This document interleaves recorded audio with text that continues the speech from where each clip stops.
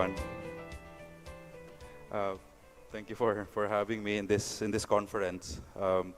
And I was asked to talk about digital and how it's shaping entrepreneurship. No? And in many cases, most of you who have heard me speak would know how and when I use digital. Last month, um, my blood, business is in my blood. While I'm a corporate warrior, I'm also a businessman. And as what Bella said, only because my training was, I came from Divisoria. Right? So last month, there was a gathering of Divisoria traders. They were asking me, how can they use digital? Right? And my dad is a wholesaler of lighting products. And my dad would always tell me, I've seen you give so many talks on digital marketing. Maybe you can also help digitize our business. And what I always tell him is that, Dad, you have to upgrade first the typewriter to a computer. And if you go to our office, more than 40 years, more than 40 years running, while my dad owns one of the biggest wholesaler, he's one of the biggest wholesaler of lighting products in the entire Metro Manila. Our office is less than 30 square meters with 2 secretaries and my mom and my dad, and they just own 2 typewriters, and that's it. And that typewriter has been there for the past 20 years. And maybe that's the reason why I didn't go to the family business, even if I'm the eldest, because I don't know how to operate a typewriter. And that's why when I talk about digital, I approach digital from a very practical sense. Sometimes I will tell them, if digital is not for you, you don't really have to do it. But if you feel that your core audience is in digital, then maybe the internet space or the mobile space is for you. So whenever I give a talk on digital marketing, I always start with a phrase coined by Herman Kahn, and he talks about surprise-free futures. What are surprise-free futures? These are much anticipated shifts that never arrive on schedule. People convince themselves that it will not arrive, but by the time it arrived, people were unsurprised, but woefully unprepared. He tells us that all of us have that power of premonition, that sometimes we tell ourselves something will happen, but when it didn't happen at our expected time, we tell ourselves it won't happen anymore. But when it finally happened, then we tell ourselves, sabi ko na nga ba eh, I told you so. In the political front, he talks about the biggest surprise-free future, which was the fall of communism and the rise of China. That in the 1990s, people were already saying that communism will fall, China would emerge from the ashes as a sleeping dragon. But that time, 1990, 1991, 92, 93, nothing happened. So people said it won't happen anymore. When finally China opened up, everyone was scrambling to go into China, opening up their warehouses and factories, trying to learn Mandarin. People were not surprised, but they were unprepared. The biggest surprise-free future of our time today is the internet. That what he's saying is that the internet will change everything that we do, how we live, how we conduct work, everything in our lives will now be connected to the internet. The big question is, will this be a surprise-free future for us? Will this be, something that we know will happen, but are we really prepared for it? Having worked with Macan for the past, for 2010 to 2013, I was fortunate enough to have worked with the biggest multinational companies. I handled the biggest brands from Coca-Cola, Unilever, Nestle, BPI, Ayala Petron, and you name it. I handled all their digital campaigns. One of my objectives of going into a multinational ad agency was to understand and learn how they do digital so that I can at least learn from them. The thing is, what I realized was that everyone was also in that learning process. And by doing so, I begin to try to understand. I was trying to understand what is really happening in different organizations. Why is still, and I can talk 10 years ago when we formed IMAP, which is the Internet and Mobile Marketing Association, we've been trying to push digital to the forefront of marketing. Even up to today, we're still batting no more than 2% of the total marketing spend. So the challenge and the question is, why, if you all know that all of you are connected to the internet, why is digital marketing not yet taking off? And after a lot of my observations within different organizations, different structures, I realized that even until today, there's what I call the Great Divide. What is that Great Divide? What is that picture that you're seeing there? It's the card catalog in the library. The Great Divide would be those who have used it before in school when you were doing your term paper, and those who think it is a cabinet with scratch paper. So today, that division is very much adamant in most organizations. That divide would be those who were born 1984 down, or what you call the digital immigrants. They were born during the time of this, so they know what this is. And they know the connection between that and that. They've used this contraption before, and for the ladies, their childhood crush is this guy. So if you know that, then you are a digital immigrant. Those who are born 1984 down. They were born during the time of WordStar and have used a pager. And when the internet came around, they immigrated to the internet. Those who were born 1984 up are what you call digital natives. When they got into awareness, the internet was there, and they will never imagine a time that there's no internet. So today, what you're seeing is that in the organizations today, the immigrants and the natives are there, and they are now clashing. They do not understand each other. And sometimes those, even if the natives have the best digital ideas, in the end, it is still the immigrant who holds the biggest budget. So, however, today, as we've seen, the oldest native is already around 30, 31, 32 years old. And that's why we're seeing that traction taking place already in the workplace. If you look at the immigrant and native, whenever I give presentations like this, a lot of, sometimes an old guy would come to me and said, I don't agree with you. I like technology. I buy all the latest gadget. I don't want to be labeled as a digital immigrant. But what I always tell them is that the biggest differentiator of an immigrant and a native is that for an immigrant, the technology is something that you would always learn. For a native, technology is innate. You do not teach a digital native technology. I remember that, in the late 1990s, the most techie tool I had that time was the Nokia 5110. It was so small, but its computing power was as powerful as that of the entire building in MIT in 1958. And yet that time, what was the game that time? Snake, remember? So we were playing Snake for a few good years before Force. Eventually, fast forward 10 years, you're now at Candy Crush, Clash of Clans, and hopefully some of you are already on Pokemon. The revival of Pokemon, which was 2001, was headlined before, and now after 15 years, Pokemon is back again. Same with Tarzan, and same with a Clinton going for the presidency. So what we're seeing is that these shifts are massively taking place. And if you look at in the 1990s, when you would go to a concert, before, when you talk about going to a concert, is that when you were dancing to the music, and you have your hands raised. Today, you don't do that anymore. You actually just raise all your gadgets. Before, it was all about experiencing the moment. Today, it's all about capturing the moment. Today, it's all about social proof. So if it's not on your Facebook or Instagram, then you are not there. And that is why if you want to create events, you have to create opportunities for your audiences to create social proof. Right? So for example, leading all the way to the event, you have to create different venues where they can take picture and post it on their social media sites. Before, there was a time that in the 1950s, 60s, 70s, 80s, 90s, and even the year 2000, there was a time that the entire family was watching television in a living room. Today, most scary for us in the TV market, in the TV industry, is that we have to accept the fact that the television has been demoted to become the second screen. Today, no one actually watches TV. No one watches TV anymore. Sometimes you just, power on the TV and it becomes what I call radio, your ambient sound, right? So you just need something to be distracted with, something moving and something that's noisy there on the background. But even watching TV today, as a habit, is already becoming a challenge. And that's one of our biggest challenges today in our industry. And to the digital immigrants who still do not believe that digital is still here, what I always tell them is for them to take a look on a typical Sunday when they're having lunch or dinner with their family. Their grandkids do not talk to them anymore.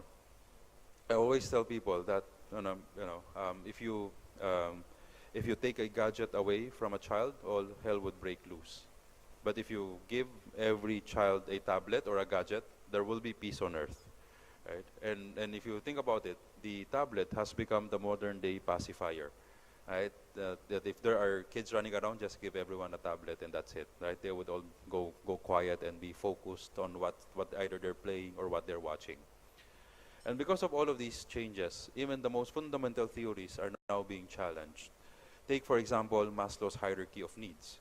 That in essence, in most marketing studies, they would already say that if you give any teenager a 100 peso allowance, the first to go would actually be an allocation for them to be connected throughout the day.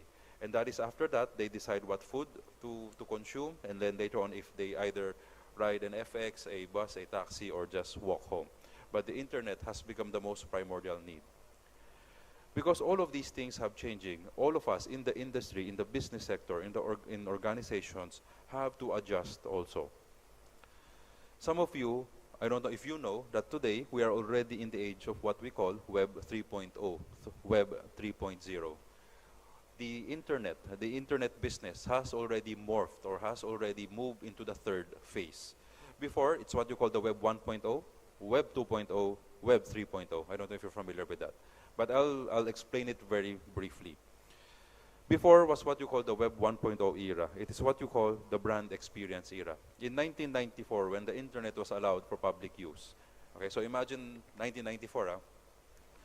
If you're a company, right? If you're a company, let's say you're in the hospitality, you're in a hotel, like in this, you're in the hotel business.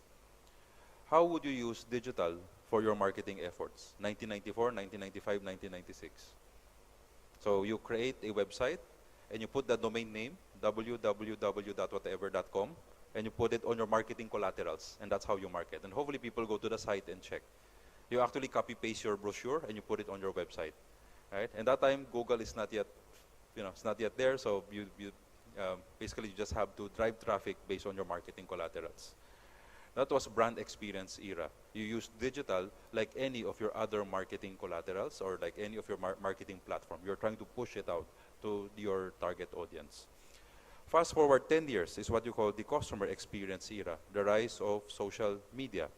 That started the rise of Friendster, Multiply, MySpace, Orkut, among many other social networking sites. On the business front, this also gave way to the rise of the aggregator sites. So for example, before, when you talk about the different hotels having domain names, the aggregator sites came in, and now they're the ones going to each of the hotels saying that if you're offering your rooms on the websites and no one is booking it, can you give your rooms that you have allocated on your websites, can you give it to me, and I will try to sell it for you. But give it to me at a discount, and then we do a revenue sharing. So this gave way to the rise of the Agodas.coms and the Bookings.com of the world. So they go to each of these hotels, and the hotels freely gave out their hotel rooms at a discount. Looking at it, that if they give it away and someone would be able to sell it for them, it would be incremental revenue for them. What these hotels didn't know is that by doing that, they were already selling their soul. Today, most of you, if you're right now wanting to book a hotel, you don't go to the hotel website anymore. You are actually now going to these aggregator sites where, when I was talking to the HSMA, the Hotel Sales and Marketing Association, they were saying that today, their industry is very challenged. Because by now, they're already handcuffed to all of these aggregator sites because they're now the primary driver of their hotel business. And because of that, they have to keep on bringing down their rates to a lower level. And while they're already giving it at a very low rate, when people are about to book, the people, you normally would also look at the testimonials. So while you're about to book at a very low rate, when you read something like, I've stayed in this hotel last night and the service sucks, please don't stay there, you pull out, right? And you would book at the next cheapest. And because of that, the hotels today are very much pressured, right, to lower the rates, but at the same time, increase their level of service. So the margins are very much squeezed, right? The profits are going down. While I'm using a hotel example, you will see that almost every industry that is affected by this new system, the aggregator business, is already feeling the pinch already on their bottom line. Okay? Now, that's still social media. And that's why if you look at today, it's still very much anchored on a lot of the referral business. So you're talking about a lot of the testimonials. If someone says, go to this hotel, it actually already gives you a proof of the sale. The third is the what we call Web 3.0, which is the collaborative economy era. Fast forward 10 more years, starting 2014, and now we're in this stage. The collaborative economy era tells us that today, the ecosystem is now fully functional. So before, when a hotel would just put their websites online, and now you're seeing that the aggregator sites like the Agodas and Bookings.coms of the world are now fully in maturity. We've now shifted to Web 3.0. If I ask some of my students who are, my college students, well, they graduated last June, I asked them, where are you going for your break before you start working? They would all say that, we're going to the US, to Europe, and then maybe stay there for a few weeks. So I said, so how would you book your hotel? They would say, why would I stay in a hotel? We don't even use Agoda.com anymore. We go to Airbnb, right? And they said it doesn't make sense for them to stay in a hotel when they go to a different foreign place. They are there to really have an adventure and really experience the place. And a hotel is the same all throughout. So you will see that the Airbnb has just changed the model. So if you're familiar with Airbnb, it's all about crowdsourcing. Those who have places for rent, who has available space for rent, and those who are looking for rent. No? So this is a picture of Airbnb, and I'll show you a quick video on Airbnb. Reasons for hosting in their own words. The extra income allows us to follow careers that we're more passionate about. We're saving up money for our wedding. The money I earn with Airbnb allows me to spend more time with him. We are saving for a bigger house, and our Airbnb money is going to that deposit. After the kids left home, I had all this extra space, and Airbnb helped me fill it. Gracias a Airbnb, tendré una mejor jubilación y en 6 meses. There's so many people in the world that want to travel, and there's so many people with spare rooms. This year we have helped over 400 people. And we already had over 75 guests. Airbnb is like the magic link that just brings the two together. I soldi che guadagniamo su Airbnb li usiamo per viaggiare. And within a week I had my first reservation. Me gusta hospedar porque así practico mi inglés. Hello, how are you? It is an amazing house and the view is second to none. I enjoy seeing people's faces when they arrive and saw the view for the first time. One amazing thing is that I get to help people live their dreams. And that is why I host. Welcome to Airbnb. Benvenuti su Airbnb. Benvindo a Airbnb. Welcome to Airbnb. So the principle of Airbnb is very simple. You have a place available, you can put it online and rent it out. Those who were my batch in college, which is some years ago, when we graduated, we were all reading that book that time, Rich Dad, Poor Dad, if you're familiar with it. And we were taught that if you want to invest your extra money, you buy condominium units. And what you do is that you hedge. So if you earned enough money, you buy a condominium unit on its down payment, and then once the condominium unit is up, you can place it, you can actually rent it out, and the money that you're earning from the rent is what you pay the mortgage to the bank. And what happens that as you're paying the bank, the asset becomes yours. And after some years, you eventually own that condominium unit. That was our training before when we have what we call extra money. One of my friends, actually, after saving up for 10 years, he was actually until 2012, 2013, he already had 2 condominium units, 2 one-bedroom units, and after that, already going after the 3rd. So he was able to save up quite nicely, and he owned these almost 3 units already of condominiums. No? When Airbnb came around, he decided that he was one of the first to actually put his condominium units into Airbnb, and he said, I want to try it out. And what he realized was that what he could have earned in a long-term lease for his condominium units, what he could have earned in a month, he could actually earn in a week if he placed it on Airbnb. So after 3 years of putting his condominium units on Airbnb and now selling it to people, to tourists, to business people coming into Manila and into Makati and Ortigas, after just 3 years, today he owns 12 condominium units. And that's what I call today, he has become a modern-day hotelier, where he doesn't own a hotel, but he's now running a sort of a pseudo-hotel business.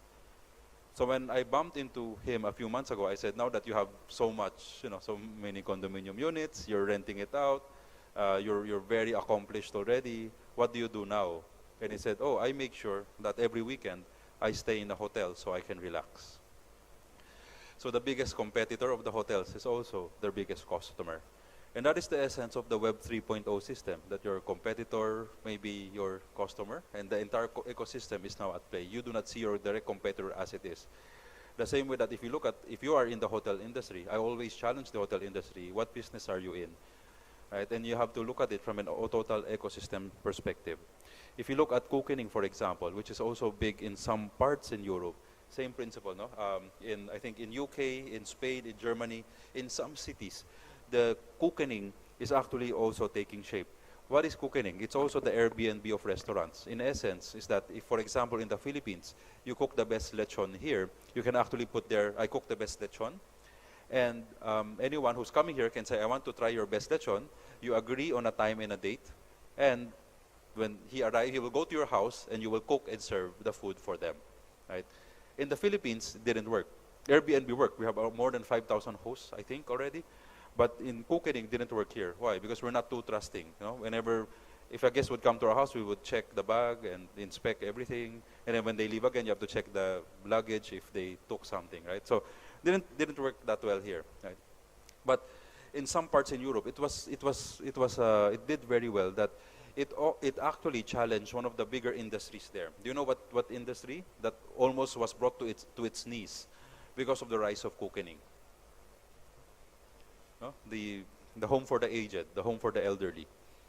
What happened was that a lot of people, they recalled their parents from the home for the aged, and they brought it back to their house. They said, "Mom, I have someone coming in. Can you cook for them?" So the mom would gladly cook, right? Cook, and then after that, serving the food, the son or the daughter would say, "Mom, I have another one coming. I have another friend coming. Can you cook again tomorrow?" So the mom would just keep on cooking every day, right? But if I were looking at the anecdotes, the moral was also higher, because now the older people were very much validated. The mom would say, you know, my son would never appreciate my cooking, but their friends appreciate it better, right? And then if you look at the guests who would go and avail of cooking, they were saying that the experiences was much richer, because when after they were being served the food, the grandmother, the mother would actually not just leave them, but would sit with them and then tell them stories also. Like, do you know this chimney I hid there when a lot of the Frenchmen would attack us? And then, you know, really enriching stories and tell the secrets of the city. So it was a very good experience, no, for those who are using cooking. Uber, I'm sure you're familiar with Uber already. Some of you, if you're still haven't tried Uber or Grab, I suggest you try it also, and so you can experience it. No, but I won't tell too much stories here. But Uber came from nothing. It's now, if you have a car, you can actually, and you're doing nothing. I read in one of the articles that there was a guy who really, you know, he doesn't like to shop with the girlfriend. So every weekend, he would bring his girlfriend to the mall, and he would just Uber and drive people around. Right? And then just tell me when I'll pick you up. Right? So he would just come back after 4 hours, and of course, no, he loves his girlfriend very much. Just use the money to pay for the shopping, of their girlfriend. But you know, that's how efficient and effective it is. Bringing it closer to home, we were looking at this for some time, but Gojek has been creating a lot of waves in the Indonesian market. Gojek follows the principle of Uber. And it gives, you can ride in a motorcycle, you can have it delivered, you can actually do almost everything. If you forget something, you can have them delivered to you. You can even have food delivered to you. But I'll give you the case for Gojek. Do you need to get somewhere fast and don't have time to get stuck in traffic? Do you need help with the grocery shopping because you're home sick in bed? Did you forget an important file at home and need it sent to your office right away? Well, you're in luck, because Gojek is here to help. Gojek is a one-of-a-kind smartphone app that lets you order a motorcycle taxi from your phone. Gojek can give you a ride, provide the fastest courier service in under 60 minutes, deliver your favorite food from thousands of restaurants, and even do your shopping. Your Gojek driver will make your purchases, and you can pay them back when they arrive. Gojek can help with just about anything, but please, no live snakes or nuclear weapons. Download the Gojek app now. You'll be glad you did. With the rise and the success of Gojek in Indonesia, we're seeing already a lot of similar executions here in the Philippines. So it's a matter of time. My best guess is that before the year ends, we'll have our own Gojek execution here. When I presented this a month ago, actually around 3 to 5 entrepreneurs are doing that already. No? Are trying to execute a Gojek business model here. So it's a race between who will be able to really work on that and make it successful. So if some of you are here, good luck to you. It's a very interesting business. Just note though, yesterday I was giving a talk in the CEO forum, and I was telling them also that while the Web 3.0 business seems very, cutting edge, very digital, very disruptive, I also warned a lot of the business community that it might be knee-jerk, that we have to go into a Web 3.0 execution. For the past 2 years, in my planning, when I do planning sessions, the biggest question is, what is the Uber of your business? What is the Spotify or Airbnb of your business? Right? And it seems that every organization wants to attempt into doing that, but I always tell them, do not forget what is your core business, and do not leave your core business behind while chasing something Web 3.0. In many cases, if you were to Google like Spotify, in 2015, last year, they lost their biggest money, minus 200 million, right? Net loss of 200 million. So while the Web 3.0, the system of Web 3.0 might look lucrative, it also needs a lot of deep pockets, in essence. Now, let's take a closer look into the Philippines. Now, so I come from multinational now, closer to the Philippines. Currently, population is around 100 million, 47 million active internet users, social media accounts, 48 million. Give or take, that's for me personally, I got this from wearesocial.org, so you can get this entire slide on SlideShare, no? wearesocial.org. But in essence, it's a good number already. We've seen how social we are.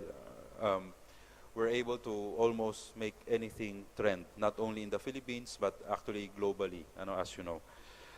With regard to device ownership, we're seeing that 80% would be 87% of the Filipinos have mobile phones, and 55% would be already on a smartphone.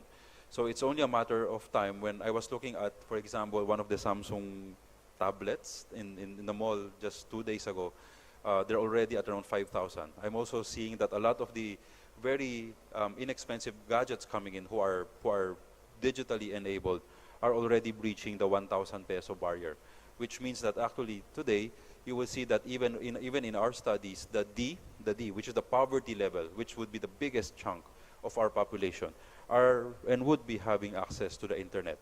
So while they're still, of course, jumping into, of course, still the foremost sites, Google, YouTube, and Facebook, it's only a matter of time before we see them really very active on the internet space. So having said that, this is the first time also, and part of my job in ABS-CBN is I monitor all the, like for example, in the last election, I monitor the social sentiments and all the chatter online of all of these presidential. That is why even just 1 month away, we already know who will win in the presidential elections. We can even do proper segmenting of data from the age group for each of the presidential candidate to the gender, and even all the way up to the different issues. So basically, anything that you tweet or you post, we actually see it, we mine it, and we actually label it. And these are the data, the intelligence data that we provide to our news team, to our anchor, and everyone else, so they can provide more robust, more dynamic talking points. Having said all of these, I'll just, only because I'm doing the keynote, I actually serve as your icebreaker for your entire day. I'll just show you some very nice case studies that I hope you can take away from. Some have been there for some time, but when in my 10 years of experience in digital marketing, when I was looking at what makes successful digital marketing campaigns, people always ask me, how do you assess? I always say that you just follow 4 key things when you talk about digital. The first is that it has to be credible. The second is that it has to be unexpected. The third, in many cases, it has to be emotional. And the last would be that it has to tell a story. And that is how you tie everything when you want to create a digital marketing, put it all together. I'll show you quickly something under credibility. This case is very popular, and this is done in South Korea. And this is using the QR code execution for Tesco. Is a unique market. Tesco has been evolving itself, adjusting to the local market. It even changed the name itself from Tesco to Home Plus. And at last, it grew to rank number 2 in Korea. But Tesco had to overcome one obstacle, a fewer number of stores compared to the number 1 company, E-Mart. Mission: could we become number 1 without increasing the number of stores? We made an in-depth study into Koreans once more. Koreans are the second most hardworking people in the world. For them, grocery shopping once a week is a dreaded task. So we decided to approach these busy and tired people. Idea: let the store come to the people. We created virtual stores, hoping to blend into people's everyday lives. Our first try was subway stations.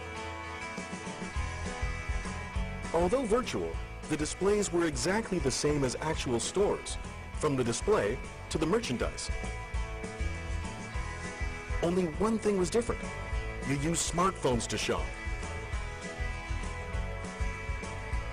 Scan the QR code with your phone and the product automatically lands in your online cart.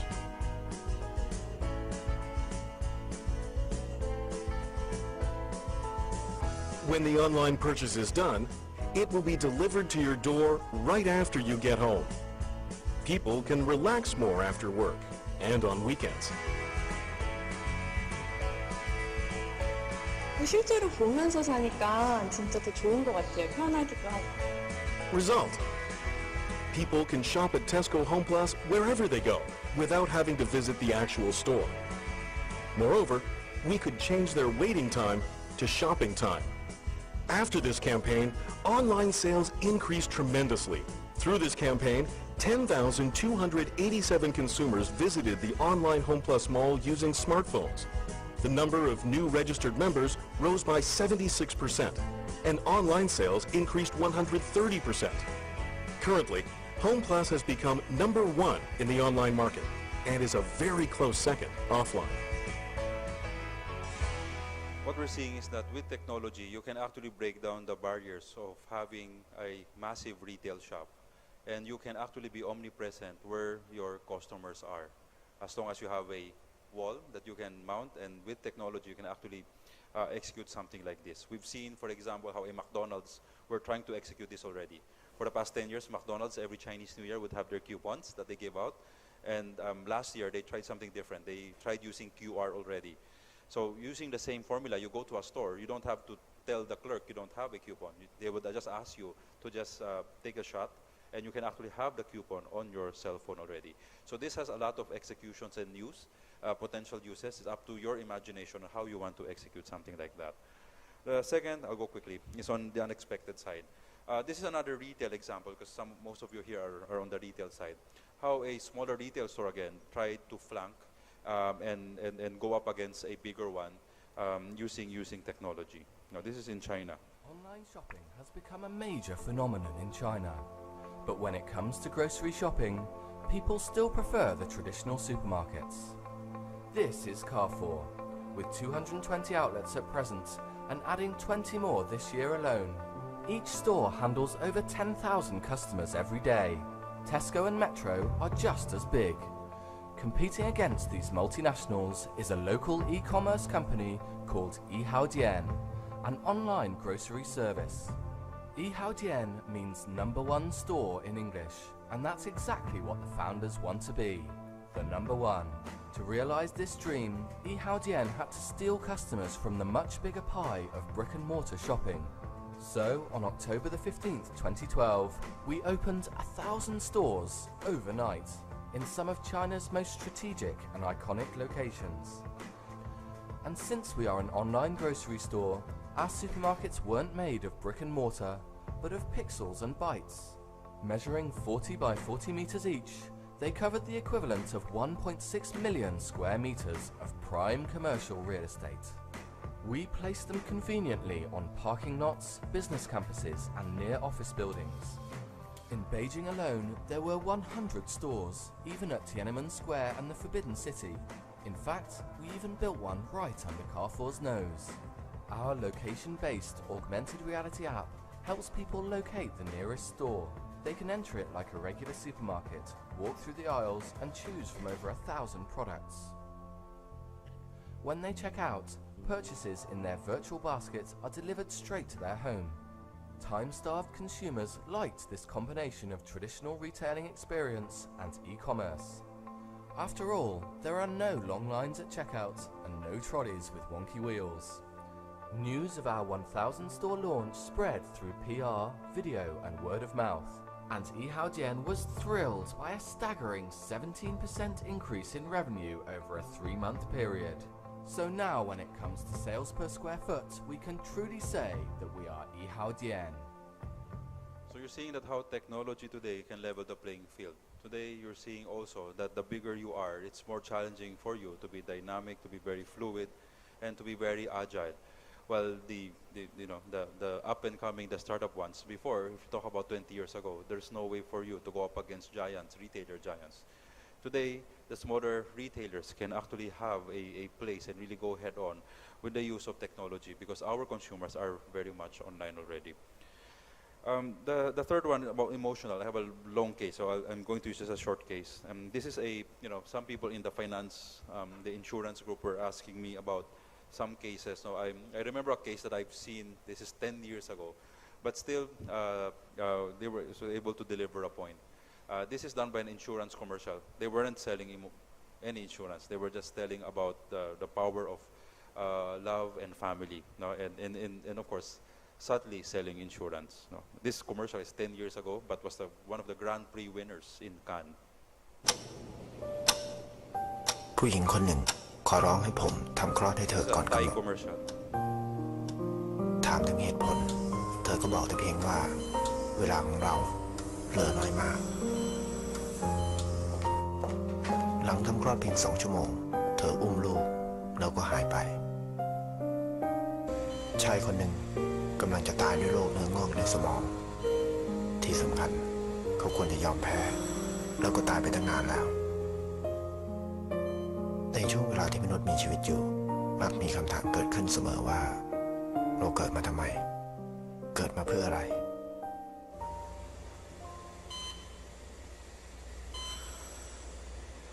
เด็กน้อยอยู่ในอ้อมกอดของพ่อทันเวลา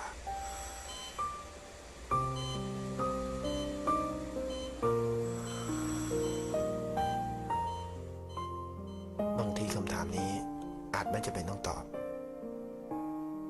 เรามีชีวิตอยู่เพื่อใครต่างหากตัวเล็กดูแลแม่ดีๆนะครับรู้ไหมรักแม่ให้มากๆ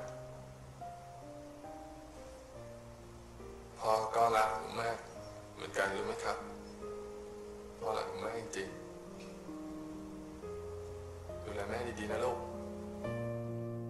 ไทยประกันชีวิตบริษัทคนไทยเพื่อคนไทย So this is an insurance ad, and what I always overemphasize to the marketing people is that in many cases a lot of you would be copy and pasting whatever video AVP that you create for a different objective, and you just put it online, and this is totally different. Anything that you create, and I always believe that when you create videos online, it has to be specifically for an online purpose.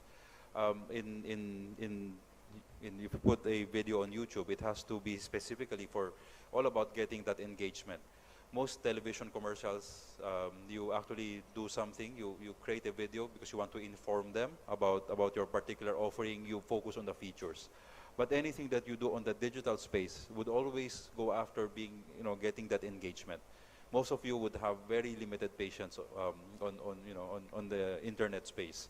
So I always say, on digital, you only have 3-5 seconds maximum to really engage the audience. If you're going with a traditional video execution, traditional commercial, you will not be able to get the message across. The last one, I'll show you a more popular one.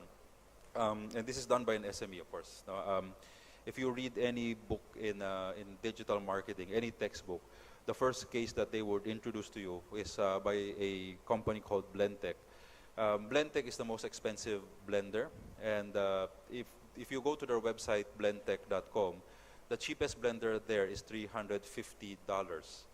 And how could that product compete, that brand compete, when some blenders in the US are priced at $35? Imagine that they are 10 times more expensive than a normal blender. So what makes them different is that how they market it is that their slicer is the sharpest.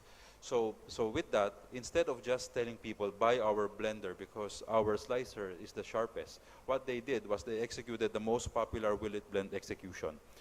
Every week on YouTube, they would ask people, tell us what you want us to blend, and we will blend it for you.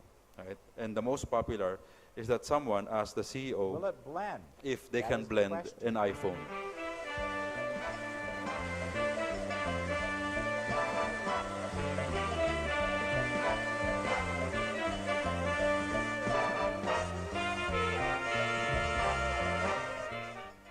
I love my new iPhone. It does everything.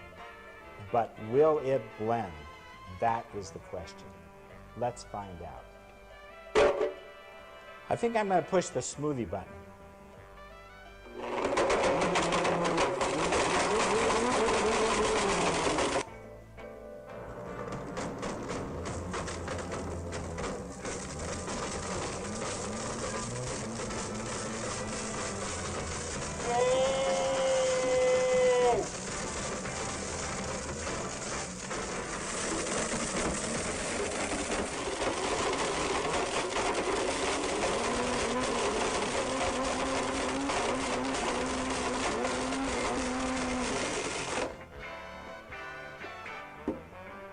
I smoke. Don't breathe this.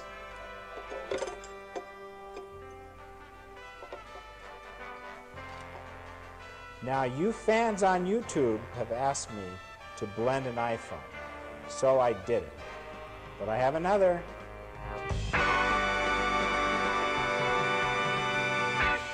I'm going to put this on eBay. This video jumped to 10 million views in a span of 2 days. And Blendtec became so popular that when that time Apple launched its new iPad, there was a long line of people outside the Apple store, the Mac store, trying to get the first glimpse and buy the iPad. Online, there was a big clamor for them to blend the iPad. Do you want to see the iPad? No. No. Very quickly. Will it blend? That is the question.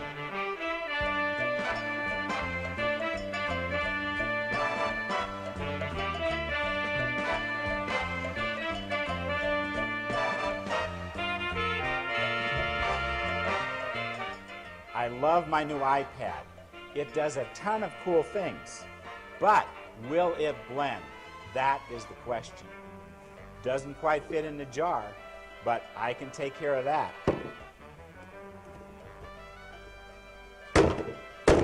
No!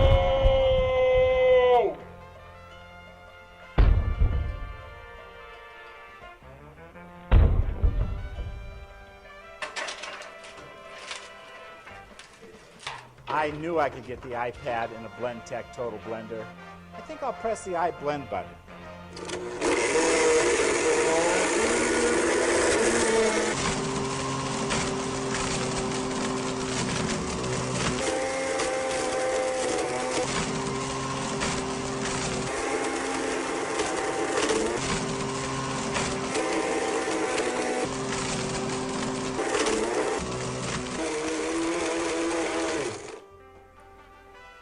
Whew. Oh, pad smoke. Don't breathe this. Ah, that was one tough pad.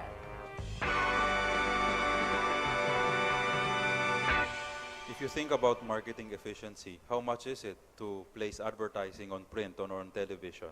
And how much is it to just destroy the iPad and blend it and gain massive awareness and interest for your product? Think about it. The last part of my presentation, so just remember, when you talk about something digital, it has to be credible, unexpected, emotional, and it has to tell a story. The last part of my presentation, I'll talk about an anecdote which is very close to my heart and something that I think and hopefully would be relevant to you.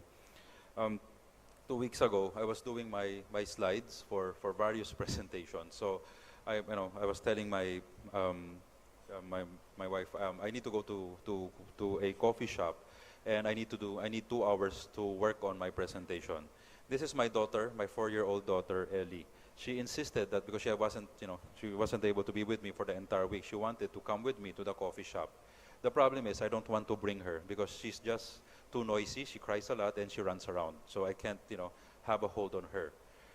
When she finally accompanied me to the coffee shop, so it's just the two of us, I gave her my iPad, and I was very, very surprised that for 2 hours she was doing nothing except that. She was just there on my iPad. I don't know what she's doing, but she was very quiet. And I was very happy because I was able to do my presentation. However, after that, it was lunchtime. And after that, the only thing she kept on yelling at me is that, Daddy, Daddy, I want fashems. So I don't understand what she meant. She said, fashem. And I said, what is fashem? And for after 6 hours, from lunch all the way to dinner time, she just kept shouting, Daddy, I want fashem. Eventually, I had to say, can you just explain to me what it is? And she said, it's a toy. So I had to bring her to a toy store, and I asked the sales clerk, can you just give my daughter a fashem? In fact, give her 10, because I don't know what it is, but just give it to her. And it's when I found out what a fashem is. It's actually something that you just open, and there's a toy inside. Of course, it costs a lot. It's just $200 each. So I said, isa na lang, wag 10. And the principle is that she was so happy with that fashem, so she opened it. And after she opened it, after opening the toy, she actually played it for a few minutes, and then she threw it away already. And so that that was not the end of the story. That was a Sunday. Come Monday, when I was already with my iPad and I was already in my meetings, the first order of my day is usually to check all our digital assets, website, social, and YouTube channel. When I opened my YouTube, all my recommendation and view settings have changed tremendously. Everything was all about what they call unboxing videos already. So it was all about toys. And that was when I realized that was what my daughter had been quietly watching for 2 hours. And she was just skipping videos, watching all of these videos. So the principle of unboxing. And that is why maybe what we realize as marketing people is that when Google introduced the principle of the 0 moment of truth, a student of Procter & Gamble would teach you, would have been taught that in marketing, after a stimulus, there would be 2 moments of truth. The first moment of truth would be on the store shelf, and the second moment of truth would be the experience. However, what has changed today is that the 0 moment of truth comes in when the decision point is already made, when people are already online. In the case of my daughter, what she did was she already knew what she wanted because she was so much influenced by what she's seeing online. And the challenge for all of us in marketing and in business is that it is very important for us on what we put on the internet and on the web space. The information that we put on the web shouldn't be written for you and me, but it's for the person approving it. In many cases, we just copy and paste our brochures on the website. Honestly, how many of you have thrown away a brochure that is given to you? And that is why today, on the digital space, people aren't seeking for marketing copy. When you analyze the 0 moment of truth and the experience of our consumer, they're actually seeking the experiences of others. And that is why on the internet space, it's all about how you build your brand from not what you say it is, but on the experiences and how people are saying it.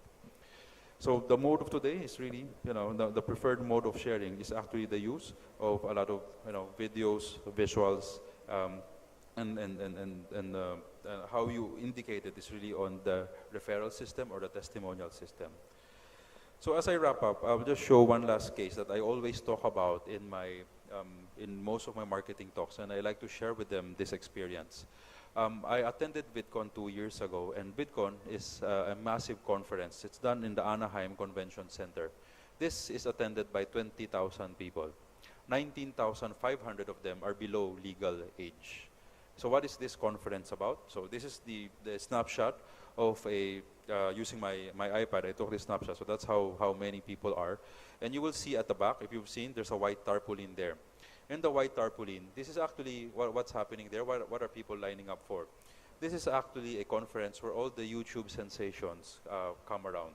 So this girl is actually a YouTube sensation, and this one would line up, most of them would have lined up for at least 6 to 8 hours, for 1 minute of saying hi, just to say hi to their YouTube superstar.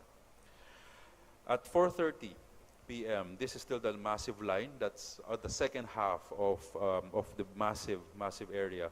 So all of them actually, at 5 p.m., they were all asked to go home. Even most of them were there at 9 a.m. So that's how big and how massive that event is. This is also a conference where I had a big paradigm shift because they have so many breakouts. So a breakout room for them, the breakout room is like this. So this is our ballroom already, but that's their breakout room. And in that breakout room, they have a lot of speakers. All of the speakers were all 25 years old and below. So us, 30-year-olds and above, we're the ones downstairs taking notes. The youngest speaker was 12 years old. And he was saying that, I was about to commit suicide, but so I decided that I want to create my last video. And when I put that video online, so many people viewed it, and then now I'm earning so much money, I don't want to kill myself anymore. So, and we're seeing the gathering of all of these YouTube sensations. So it was so interesting to hear each of their individual stories. The opening keynote was actually John Green, who was the author of The Fault in Our Stars. Right? The closing keynote was actually Michelle Phan, who is a 27-year-old, one of the top 3 YouTubers in the world. She is Malaysian American, and you know what she does? How to make up, right? How to make up. This is an example of her video. Hi everyone, I'm Michelle Phan, and welcome to my YouTube channel. Think of me as your beauty bestie. I want all of you to see how beautiful you are, with or without makeup. Makeup gives you the chance to express yourself, to create any masterpiece you want, or you can dream of, and become any person you want to be. Life is too short to have one look. Experiment. Try lots of looks and find all the different sides of you.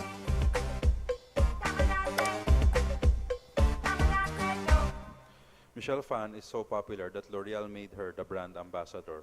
After a year, they were not only satisfied with that, they even created her own cosmetic line called M. Michelle Phan. In that conference, the global marketing director of L'Oreal was saying that for the past 25 years, they were trying to penetrate the teen market, and they were not successful.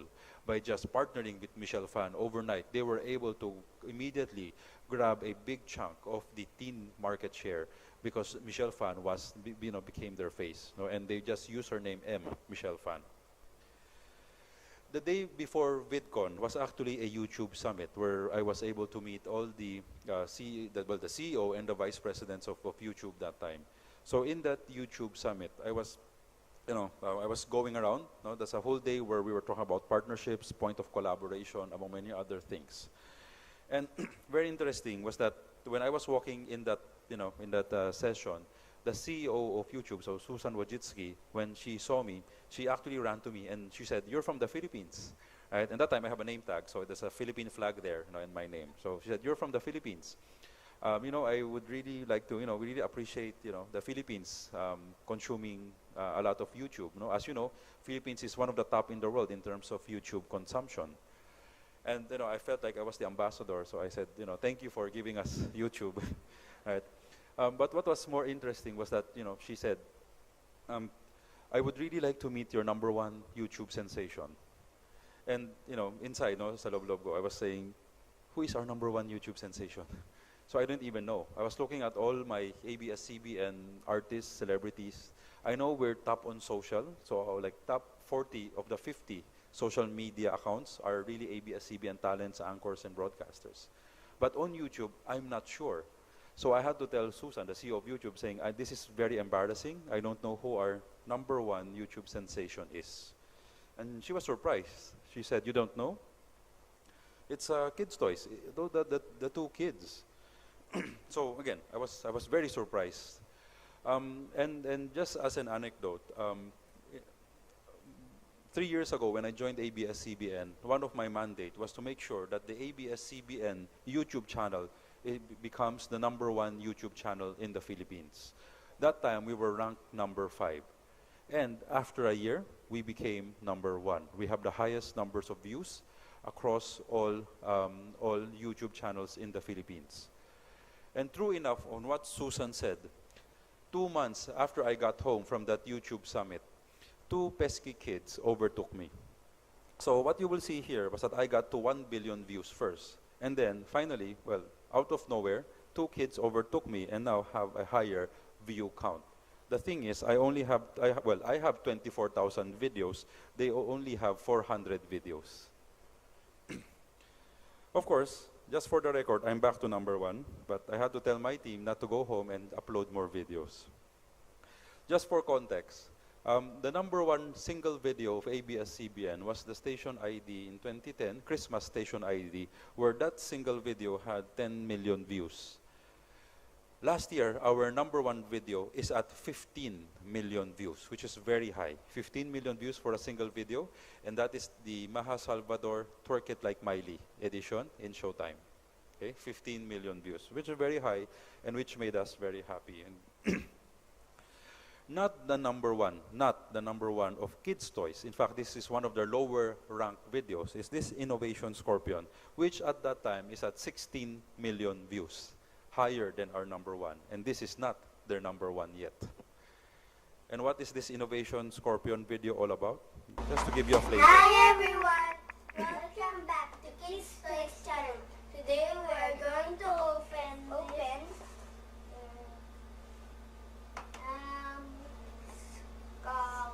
Scorpion Drop, and this Innovation Scorpion. Let's open them! You first! Me first! Rock, paper, scissors, shoot!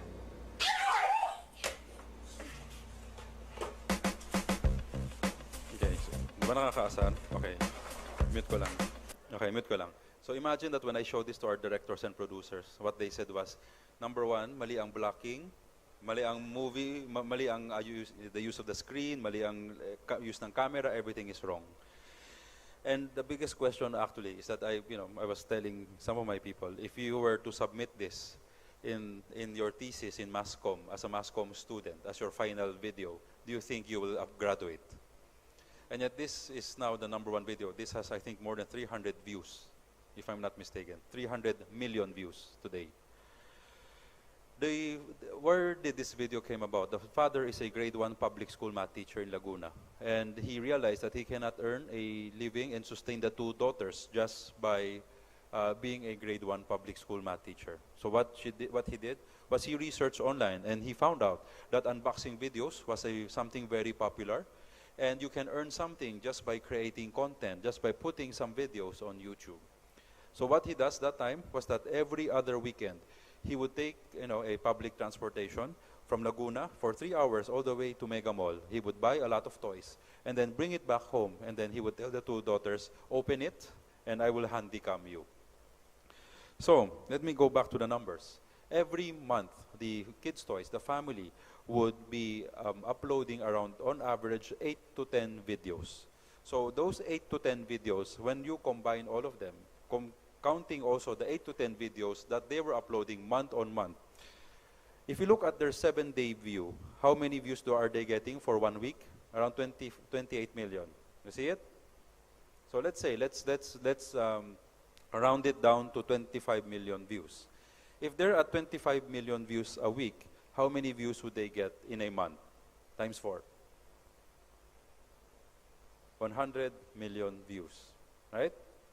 At 100 million views a month, what people don't know is that YouTube pays any creator $1, or give or take, on minimum $1 for every 1,000 views. At 100 million views, the family today is now earning no less than 100,000 US or 5 million pesos a month, just by creating unboxing videos.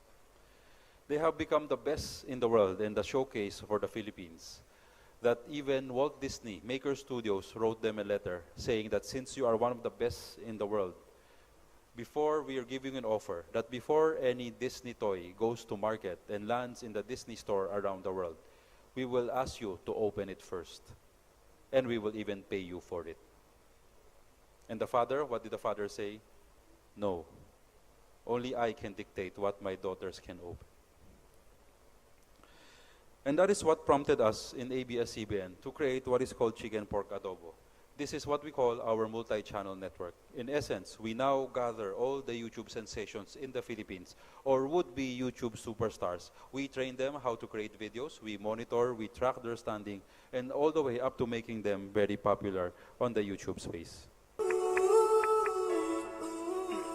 What we've always known and what we've been used to is now changing. Let us give you a taste of what we have been cooking. A mix of unusual talent with a splash of quick wit. A great load of creativity in a space with limitless possibilities.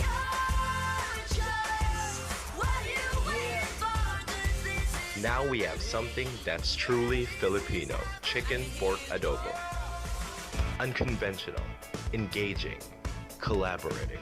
These are the new breed of content creators capable of rocking the digital screen, and this is only the beginning. We are set to find the next online sensations, and we can't wait for them to add more Pinoy flavor to what we already have. Serving you the tastiest from the network that gives you the best. Chicken pork adobo. So if you have a YouTube channel, if you want to be a YouTube superstar, you can work with us and we can try to make you big also on that space. Kids Toys father, Sunny Tendilla, this is him, right? And I was telling people, if you look at him and crossing the street, you won't even talk to him.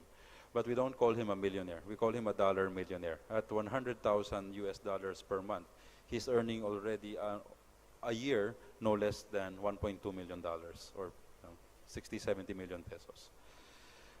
And this is our launch for the chicken pork adobo. We actually work with now YouTube channel creators and we help them monetize their content. We help them with how to properly tag so you're more searchable on YouTube, how to use thumbnails so you're more clickable to your target audience base.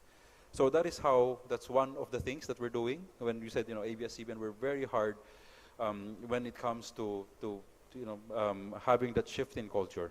We always prided ourselves that we are the king of content, and whatever content we give you on air, we always make sure that they're watching. Our shows are at an all-time high in terms of rating.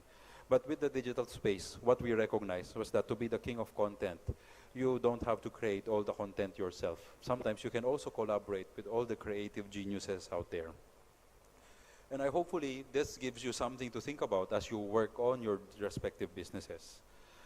As I end my presentation, these are some of my last thoughts. In this age of Web 3.0, the only way forward is a collaborative business, this is a collaborative model. Are you still creating a 1.0 product for an institution? Are you doing a 2.0 format? Or are you already doing something 3.0, which is on the platform engagement stage? What we're seeing is that, Rupert Murdoch said in 2005 that like many of you in this room, I'm a digital immigrant. My two young daughters, on the other hand, will be digital natives. They'll never know a world without ubiquitous broadband internet access. We may never become true digital natives, but we can and must begin to assimilate to their culture and way of thinking. Whether you like it or not, the world belongs to the native. But what I always say to the digital immigrants in the room is that nothing would beat an immigrant gone digital. And with this, I hope all of you find your prosperity with your respective businesses. In the economic forum yesterday, the Philippines is really primed to really take center stage in Asia. A lot of the economies are very optimistic with us. So I hope this also translates to all your respective businesses. So thank you for your attention.